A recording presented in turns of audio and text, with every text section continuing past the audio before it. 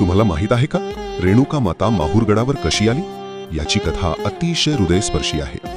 रेणुका मातेची बहीण ही महिष्मती नगरीचा राजा सहस्त्रार्जुन याची पत्नी होती.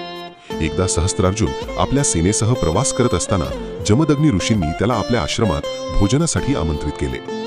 भोजन अत्यंत चविष्ट आणि तृप्त करणारे असल्याने सहस्त्रार्जुनाला समजले की आश्रमात कामधेनू ही दिव्य गाय आहे. लोभाच्या भरात त्याने ती गाय मागितली, पण जमदग्नी ऋषींनी नकार दिला. याच वादातून संतप्त झालेल्या सहस्त्रार्जुनाने जमदग्नी ऋषींचा वध केला आणि रेणुका मातेवरही प्रहार केले. जेव्हा परशुराम आश्रमात परतले तेव्हा आई वडिलांची ही अवस्था पाहून त्यांचा क्रोध अनावर झाला आणि त्यांनी सहस्त्रार्जुनाचा वध केला. यानंतर परशुरामांनी कावड करून एका बाजूला जखमी आई आणि दुसऱ्या बाजूला पित्याचे पार्थिव घेऊन अंत्यविधीसाठी पवित्र भूमी शोधत निघाले. सह्याद्री पर्वताच्या पायथ्याशी त्यांना श्री दत्तात्रेय भेटले. श्री दत्तांच्या आदेशानुसार माहूरगडावर जमदग्नी ऋषींचे अंत्यसंस्कार करत असताना माता रेणुका ही आपल्या पतीसोबत सती गेल्या. काही काळानंतर परशुरामांना आपल्या आईची तीव्र आठवण येऊ लागली.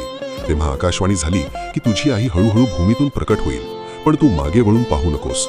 रेणुका माता जमिनीतून प्रकट होऊ लागल्या. मात्र आईच्या दर्शनाची ओढ सहन न झाल्याने परशुरामांनी मागे वळून पाहिले.